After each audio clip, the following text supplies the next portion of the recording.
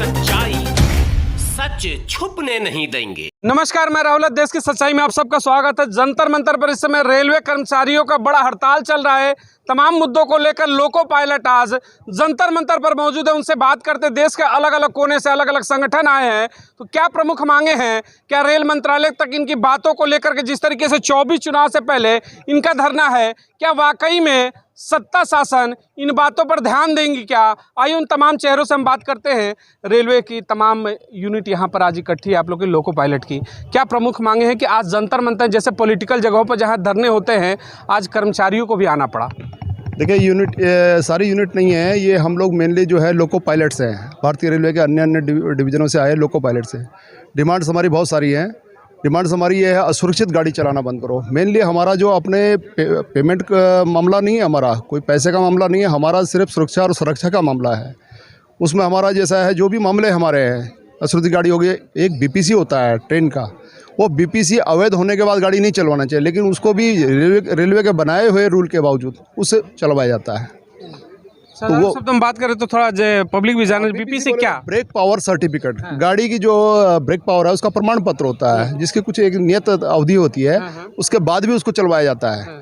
Number देके या किस तरह उसको अटेंड कराने के बजाय उसको करके, यानी मेंटेनेंस की अगर बात करें तो आप कहना चाहते हैं मेंटेनेंस की लापरवाही है। ये सुरक्षा से जुड़ा हुआ विषय है और ये सुरक्षा को प्रभावित करता है। दूसरे और मांगे हमारी बहुत सारी हैं, जैसे ये टूल्स की बात कर रहे हैं। हमारा लोगों में जो टूल्स होते हैं, मतलब जो टूल्स हम लोग हाथ में लेके चलते हैं या बक्से में लेके चलते हैं, उसको लोगों में ही फिट कराया जाए। क्योंकि उसको क्या है, कई बार ऐसी जगह होता है कैरी करने में दिक्कत होता है। क्योंकि हम लोग जो है, आप एक पोस्टर देख रहे होंगे, हमारे लोको पायलट की स्थिति ये बना के रखी हुई है। तो उसको हमारा कहना है, इसको आप जब छोटी सी गाड़ी में, कार में या ट्रक में या किसी और वाहन में जब टूल्स रखा जाता है, स्कूटी में रखा जाता है, तो क्यों नहीं हमारा जो ट्रेन आई है, हमारा इंजन जो है 12 करोड़ का, 20 करोड़ का, जो भी आप बताते हो, उसमें क्यों नहीं आप जो है उसमें प्रोवाइड कराते हैं। छोटी सी चीज़ है। छोटी सी मांग को लेकर समझ में नहीं आ रहा कि रेलवे कहते हैं कि मैं डेवलपमेंट करते हैं।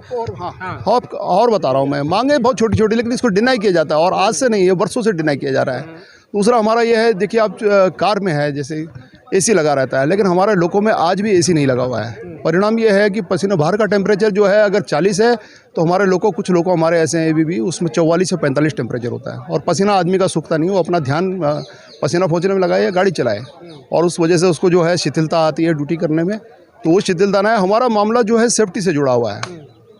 आगे ये है, एक तो हमारा मामला है, एक जो कर्मचारियों को जो इन्होंने 2004 के बाद जो नई पेंशन दी है, जिसमें कि 30-35 साल आदमी काम करने के बाद भी उसको बिल्कुल जो शेयर मार्केट में जो आधारित व्यवस्था है, उसके आधार पे उसको पेंशन मिलेगा, वही देंगे। सरकार का कोई लेना देना नहीं। 1000 रुपये, 1000, 1500, 2000 इस तरह का पेंशन बनेगा। जो आदमी 30-35 साल जो काम कर रहा है, अगर वो 1000, 1500 में क्या करेगा वो? तो ओपीएस सबके लिए लागू हो। प्राइवेट गाड़ियों को लेकर के कि वंदे भारत और तमाम ऐसे प्राइवेट सेक्टर की जिस तरीके से रेलवे में एंट्री होती है, विपक्ष भी हमेशा हमलावर रहता है। क्या वाकई में समस्याएं खड़ी हो रही है प्राइवेट सेक्टर का एंट्री करने से रेलवे में? हाँ, रेलवे में निजीकरण और निजीकरण, रेलवे पहले से बड़ी, जब इसमें 22 लाख कर्मचारी थे, तब भी रेलवे बहुत अच्छा चलती थी, प्रॉफिट में रहती थी। आज जो है कर्मचारी कम करने के बावजूद बोलते हैं कि रेल घाटे में है। कैसे घाटे में है? क्या आंकड़े दिखाए जा रहे हैं? ये समझने वाली बात है कि भाई, अगर आप मतलब, और गाड़ियां आप देखोगे सभी फुल चलती हैं, सब भरी चलती है, किराया बड़ा है, उसके बाद घाटे में कैसे रेल हो सकती है? ये तो फर्जी आंकड़े दिखाई जाते हैं। गवर्नमेंट संसद के अंदर आंकड़े पेश करती है रेल बजट को लेकर के, वो कहीं ना कहीं धरातल से कोसों दूर है। मेरा मानना तो ये है कि रेलवे प्रॉफिट में चल रही है, निस्संदेह प्रॉफिट में चल रही है, क्योंकि सारी गाड़ियाँ, और अगर कहीं घाटा दिखाया जा रहा है तो वो किस वजह से है, उस बारे में तो सरकारी प्रॉफिट में चल रही, तो फिर लोको पायलट को नुकसान क्यों कराया जा रहा है? छोटी छोटी बातें आपने कहा कि टूल किट, ये सिंपल सा मेथड है कि आप नई नई ट्रेनें ला रहे हैं, तो टूल किट बैठाना कोई बहुत बड़ा लार्ज पर्सपेक्टिव का बजट नहीं होगा। वो ये है, देखिए एक कैमरा डिवाइस लगाया जा रहा है लोको में, CCVRS जिसको बोलते हैं। आपको जहाँ लगाना है वहाँ लगाओ, आप लोगों के हेडलाइट पे लगाओ। यदि सामने एक्सीडेंट हो रहा है, किस वजह से हो रहा है, सामने क्या आ रहा है, लोको पायलट क्या कर रहा है। आप लोको पायलट अगर टेढ़ा बैठ रहा है, थोड़ा सा सुस्ता रहा है, या मतलब शिथिलता हो, जब आपने 12-12 घंटे उससे काम ले रहे हो, यदि इतना, जब आदमी 12 घंटे, किसी भी आदमी की कैपेसिटी नहीं है कि 4 घंटे से ज़्यादा एक मतलब अटेंशन में बैठा है। एक सवाल उठता है, इन्होंने कहा कि कैमरे इसलिए लगाए जाते हैं कि आप ड्यूटी के पीरियड में कहीं आप सो नहीं रहे हो, कि रिलैक्स मोशन नहीं, मेरे कहने का मतलब कि रिलैक्स मोशन में नहीं हो। देखिए एक सवाल ये उठ जाता है, सवाल देखिए उसमें ये उठता है कि आप कैमरा उसके लिए लगा सकते हो, लेकिन उसमें एसी की व्यवस्थाएं नहीं कर सकते, उसमें टूल किट के लिए एक स्पेस नहीं दे सकते हो, और सबसे बड़ी चीज़ मोस्ट इंपॉर्टेंट रेलवे विभाग का कि उसकी मेंटेनेंस, अगर ब्रेक सही टाइम पे नहीं लगा तो जाहिर सी बात है कि एक्सीडेंट होने हैं, तो वो नहीं लगा सकते, लेकिन कैमरे लगेंगे, क्या कहेंगे? देखिए, इनवैलिड ब्रेक पावर की जहाँ बात आती है, अधिकारी हो या कर्मचारी हो, यदि उनके गाड़ियों के ब्रेक पावर कमज़ोर हैं तो क्या उस गाड़ी में बैठना पसंद करेंगे? कतई नहीं।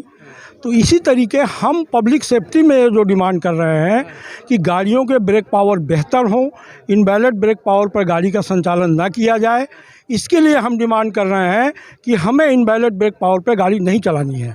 दूसरी चीज़ जो आती है सीसीटीवी कैमरे की जो बात है, निश्चित तौर पर कैमरा किसी भी व्यक्ति के लिए निजता का हनन है। उसका कैमरा जहां लगाया जाना चाहिए वहां नहीं लगाया जा रहा है, लेकिन जहां दो व्यक्ति एक कैब में काम कर रहे हैं, जहां सिंगल व्यक्ति वर्किंग कर रहा है, सिंगल मैन वर्किंग कर रहा है, वहां पर आप कैमरा लगा रहे हैं और गाड़ियां आधे आधे घंटे एक घंटे तक अगर खड़ी हो रही हैं और वहां अगर कर्मचारी 2 मिनट के लिए इधर से उधर हो जा रहा है तो आप उस कैमरे को देख करके कर्मचारी को प्रताड़ित कर रहे हैं।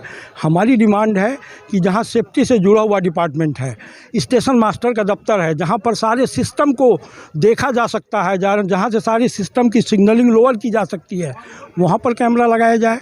लोको पायलट की जो कैब है उसमें कैमरा लगाने की बजाय बाहर की तरफ कैमरा लगाया जाए।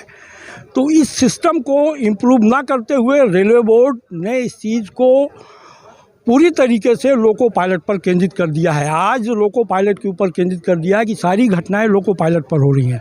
कारण लोको पायलट से अगर ये घटनाएं हो रही हैं तो लोको पायलट को जो सिस्टम अडाप्ट किया गया है, अगर 24 घंटे के अंदर का एक फार्मूला अडाप्ट किया जाए, 8 घंटे की वर्किंग, 8 घंटे का रेस्ट और 8 घंटे परिवार के लिए, तो यहाँ तो प्रशासन ने हमसे कंटिन्यूअस 12-12 घंटे, अभी जो सिंहपुर का एक्सीडेंट हुआ है बिलासपुर में, 1 महीने में 14 दिन उसके 12 घंटे कंटिन्यूअस नौकरी हुई है।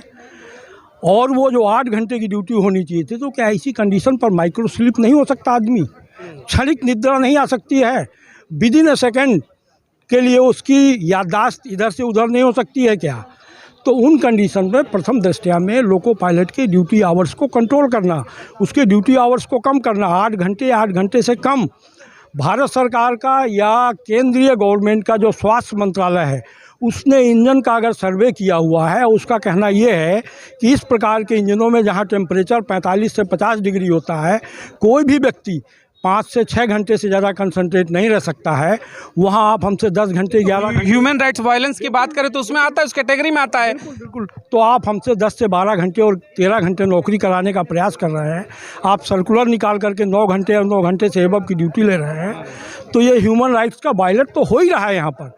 यहाँ वास्तव में जो ड्यूटी आवर्स हैं उस सर्कमस्टांसेस पर, उस पर्टिकुलर एरिया में जहाँ पर लोको पायलट बैठता है, अगर टेम्परेचर 45 से 50 है तो बात करें तो आपकी संख्या पूरे देश में लोको पायलट की लगभग क्या है? लोको पायलट लगभग 75 से 80 हज़ार है लोको पायलट। जी जी। क्या कभी आपकी पूरी यूनिट ने इन बातों को लेकर के बड़ा कदम उठाने का प्रयास किया रेल मंत्रालय से लेकर के, या फिर इस तरीके का कि भाई हम इस कंडीशन में काम नहीं कर सकते हैं? हम लोगों ने कंटिन्यूअस धरने दिए हैं और लगातार प्रोग्राम किए हैं। उस प्रोग्राम के अगेंस्ट में सेफ्टी रिव्यू कमेटियां बनी है रेलवे बोर्ड की तरफ से। उन्होंने वर्किंग आवर्स डिसाइड किए हैं, लेकिन उन वर्किंग आवर्स को लेकर के प्रशासन जो लोअर लेवल का है वो गंभीर नहीं है। उन्होंने एक लेटर निकाला 2016 में RB 143, उसमें क्लियर संज्ञान में लिया कि इनकी ड्यूटी 9 घंटे से ज़्यादा नहीं ली जाए, इनको हेडक्वार्टर में 16 घंटे का रेस्ट दिया जाए, आउट स्टेशन 8 घंटे का रेस्ट दिया जाए। चीज़ें फाइलों में है, सारी चीज़ें फाइलों में है। रनिंग रूमों में जहां हमारे रहने की व्यवस्था है, उन्होंने आदेश किया कि इनको 2 कमरे का 2 बेड का रूम दिया जाए, लेकिन आप देखेंगे रनिंग रूमों में 8-8 बेड एक रूम में लगे हुए हैं।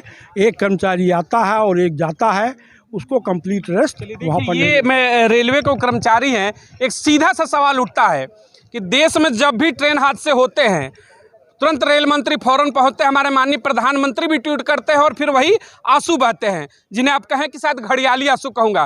क्यों कहते हैं वो घड़ियाली आंसू? कि इन्होंने कहा कि जो ब्रेक सिस्टम होता है उसकी रिपेयरिंग जब तक बेहतर ना हो ट्रेन आगे नहीं बढ़ेगी। लेकिन लापरवाही देखिएगा रेलवे का, और दिल्ली के जंतर मंतर पर विभाग के कर्मचारी ही कर रहे हैं, बिना मेंटेनेंस के उन ट्रेनों को आगे बढ़ा दिया जाता है। मैं पूछना चाहूँगा कि डीआरएम जब निकलते हैं चेकिंग के लिए, क्या वैसी ट्रेनों में बैठना पसंद करेंगे? क्या देश के रेल मंत्री क्या वैसी ट्रेनों में बैठना पसंद करेंगे जिसकी मेंटेनेंस लो हो? नहीं बैठेंगे। लेकिन समझिएगा, हरी झंडी हम दिखाते हैं ट्रेनों को जा करके कि हमने वंदे भारत चलाया। वंदे भारत चलाए या ना चलाए, लेकिन जो ट्रेनें आम पब्लिक के लिए चल रही हैं उसमें सुरक्षा कितना जरूरी है, उसमें सबसे बड़ा खिलवाड़ रेलवे प्रशासन के द्वारा किया जा रहा है। वो कोई सुध लेने वाला नहीं है। चंद कदमों की दूरी पर यहाँ से रेल भवन भी है। तो रेल भवन तक आप लोगों की आवाज़ें क्यों नहीं पहुँचती हैं? क्या लोगों के हिस्से में मौत ही बेहतर है क्या कि हम बैठ रहे हैं? हमारी सिक्योरिटी का कोई पर्पज ही नहीं है, हम सुरक्षित यात्रा कर पाएंगे, इसकी जिम्मेदारी कौन लेगा?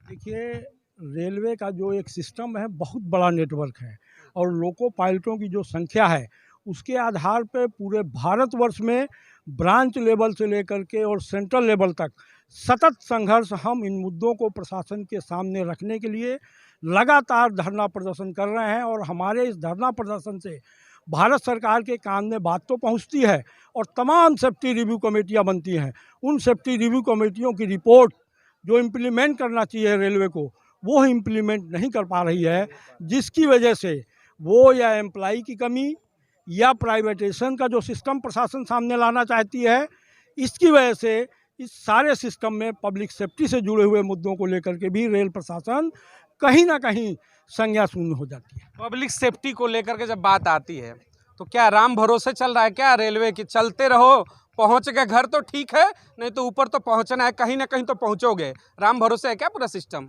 जब हम रेलगाड़ी में चलते हैं, जब रेल चलाते हैं जाते हैं, तो कोई पब्लिक का एक व्यक्ति आकर के नहीं देखता है कि आगे लोको पायलट कौन बैठा हुआ है। वो एक आशा और विश्वास के साथ, एक प्रबल विश्वास के साथ हमारे ऊपर वो रेल की यात्रा करता है और आराम से सोता है, खिलता है, कूदता है। प्रश्न ये है कि लोको पायलट कितना सेफ है? आज के डेट में लोको पायलट की सेफ्टी को नज़रअंदाज किया जा रहा है।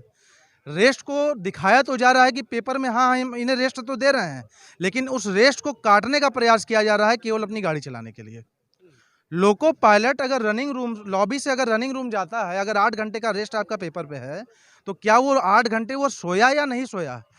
मेडिकल डिपार्टमेंट के कुछ जो प्रयोग हैं, जो कुछ गाइडलाइंस हैं, वो बोलता है कि एक स्वस्थ मनुष्य को कम से कम 6 घंटे की नींद जरूरी है। क्या आप उस 8 घंटे में वो 6 घंटा सो रहा है? एक लोको पायलट जब लॉबी में साइन ऑफ करके साइन ऑन जाता है, तो वो उसके लॉबी से जाने से, निकलने से और रनिंग रूम पहुंचने में क्या समय लगा? वह वहां पहुंचा, क्या कोई स्विच ऑफ का बटन है उसके माइंड में कि उसको दबा दिया वो सो गया जा करके?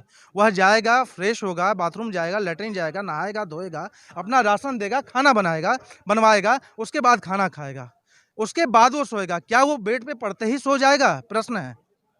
उसके बाद आप उसको कॉल बुक देने के लिए 2 घंटे पहले जगा देते हैं, लेकिन आप गणना कहाँ से कहाँ करते हैं कि वो लॉबी से कितने बजे गया और पुनः लॉबी में कितने बजे आया? क्या यह गणना 8 घंटे ड्यूरेशन है उसकी कोई काउंट ही नहीं है, काउंटिंग नहीं है। खाना अगर आपको 45 मिनट में बनने के लिए दिया गया है, क्या उसको 45 मिनट में खाना मिला है बन करके?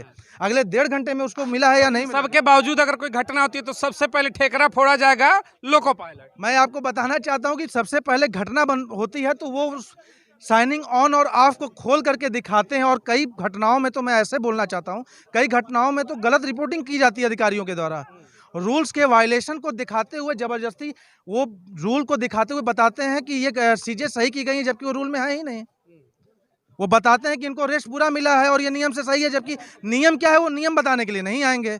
ऐसे कई सारे इंक्वायरी हुए हैं जो कि मैं यहाँ नहीं घटना होंगे तो रूल्स की बातें होती हैं, लेकिन घटना से पहले रूल्स फॉलो नहीं होता। बिल्कुल रूल्स फॉलो नहीं किया जाएगा।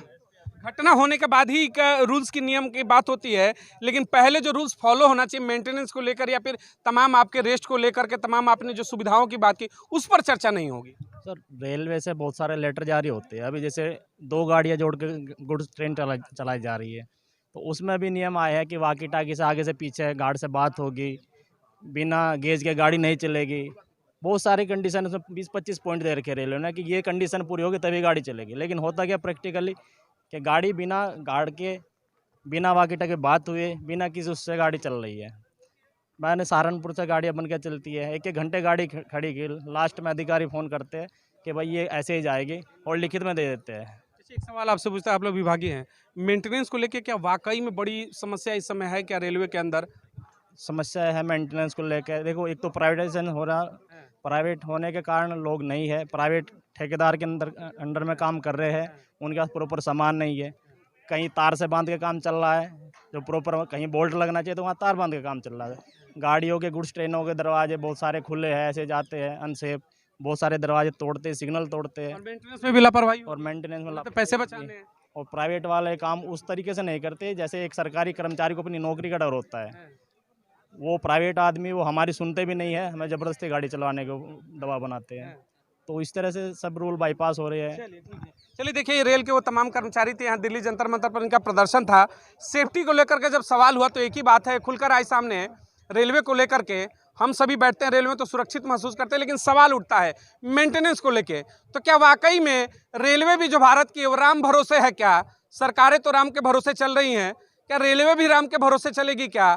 प्राइवेटाइजेशन की जब बात होती है तो कहते हैं कि रेलवे का निजीकरण पर बहुत लोग इसकी तारीफ करते हैं कि निजीकरण के ये फायदे हैं।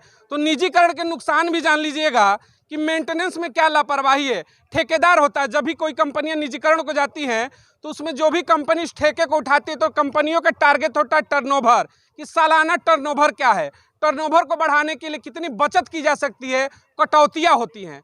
तो वो कटौतियाँ मेंटेनेंस में होगी, एम्प्लॉय में होंगी, तब जाके कंपनियों को पैसे बचेंगे। तो यकीन मानिएगा, हर चीज़ को प्राइवेट के हाथों में सौंप देना कितना बेहतर है, आप भी प्रतिक्रिया करिएगा। जय हिंद, जय भारत।